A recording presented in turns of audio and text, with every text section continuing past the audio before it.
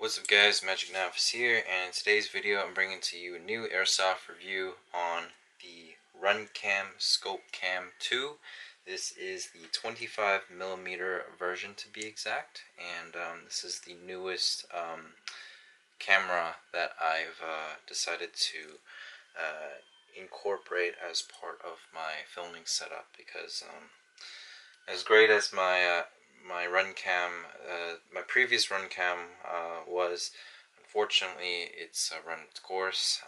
Just stopped working on me the last time I tried to use it, so I decided to make the leap to go with this guy because it's got 4K and it's a very compact size. Granted, I did have to make a few adjustments with it as far as for how it's set up for me, but I'll go more into detail about that in just a moment.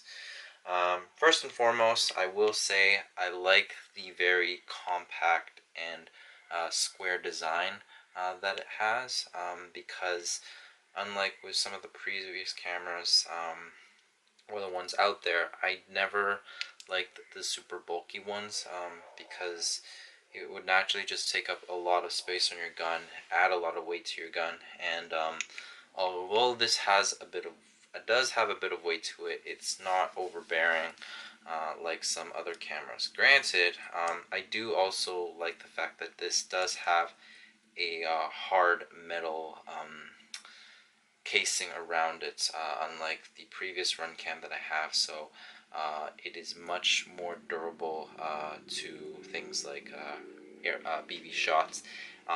Not to mention, which is really great, is that it comes with a 1.5, I believe it's a 1.5 millimeter or maybe 1.5 centimeter glass at the front, or protective glass. Or it's specifically Gorilla Glass as they state. So you don't have to worry about installing one yourself. It already comes with one, and this is the actual 25mm lens that it has installed. Now, the great thing is, like I have this specifically for when I play certain games that involves me shooting longer distances. So this is perfect for where I'm not really sniping, but it is further distance that it's a little bit harder to tell who who it is that you're shooting at, and when you're looking at the playback. So decided the 25mm lens was the better choice for me, especially with where I play at Solely Airsoft. Very small field, but we do have areas where it makes sense for you to have a long range rifle or sniper rifle per se. So definitely definitely something you can consider, I guess. Regardless if you're playing indoors or outdoors, this is a very good zoom camera for at least those medium to semi-long engagement distances. So yeah, I love that it already comes with a protective lens. And one thing I should mention, I'm going to have to screw this off again, unfortunately. Depending on how you mount your gun, or how you mount this on your gun, sorry. If you're going to mount this on the very top of your gun, you don't have to do anything, just clamp it right on top and you're good to go. However, if you're like me where you have things on the top of your rail and you have to do on the side, then you will have to rotate the lens. So there are luckily 4 screws around the lens here that you will just have to undo and then just carefully rotate it the direction that you want to change it. So since I rotate it on and have it mounted on the right side of my gun, the lens which is here, the very top of it initially was like that.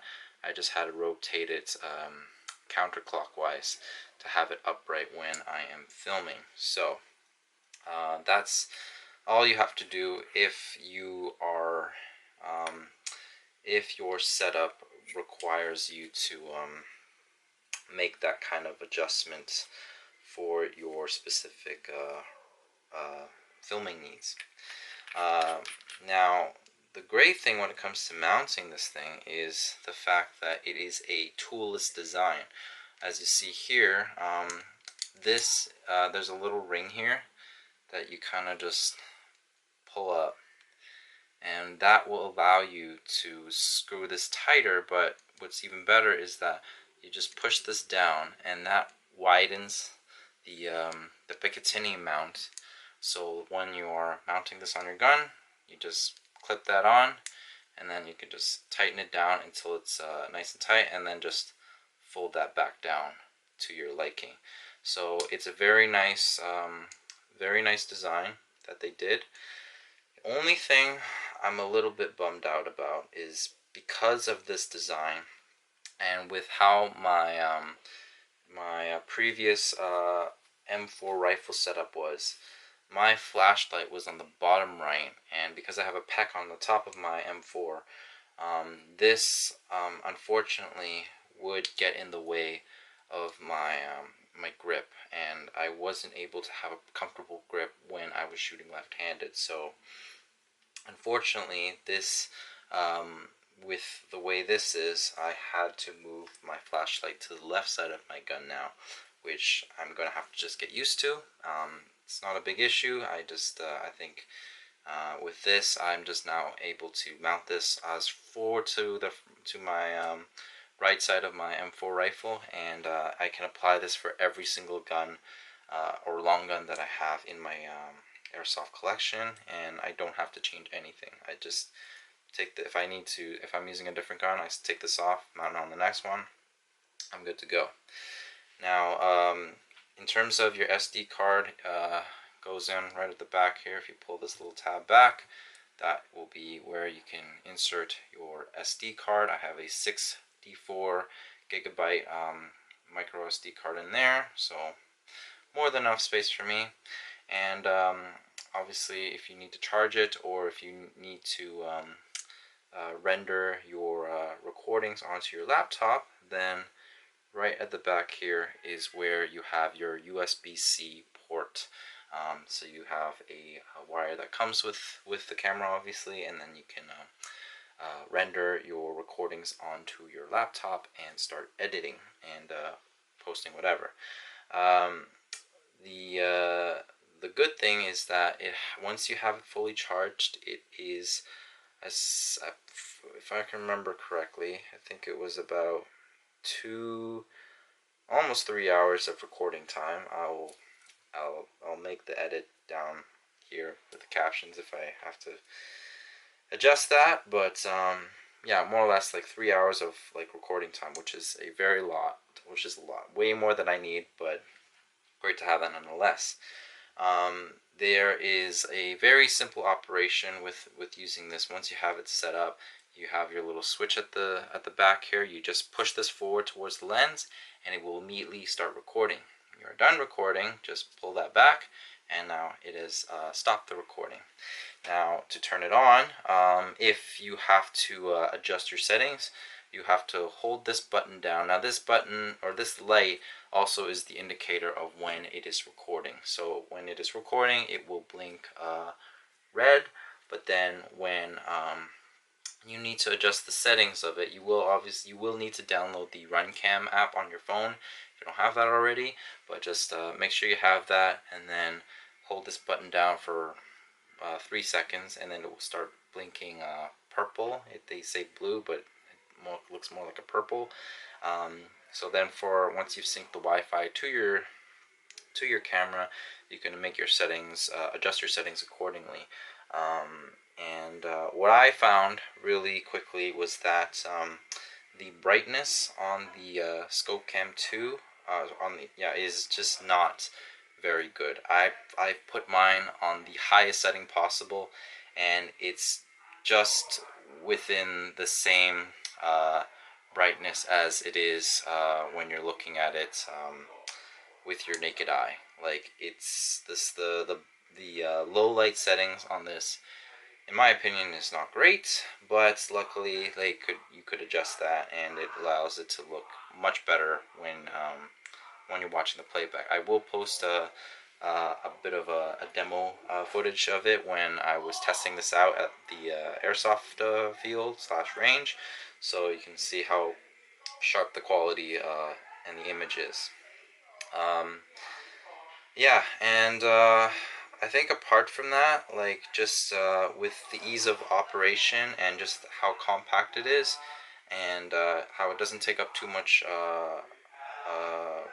space on your gun, and just very lightweight. I mean, unfortunately, it is a pretty pricey.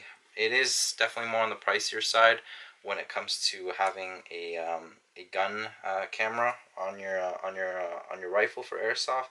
But if you're looking for really high quality imaging for your YouTube videos and when you're filming for your airsoft gameplays, I think this is definitely a good option to look at if you're willing to save up the money for this and for something that is very, very durable. Put the footage up here just so you can see what the quality is like and what I have it currently set up as.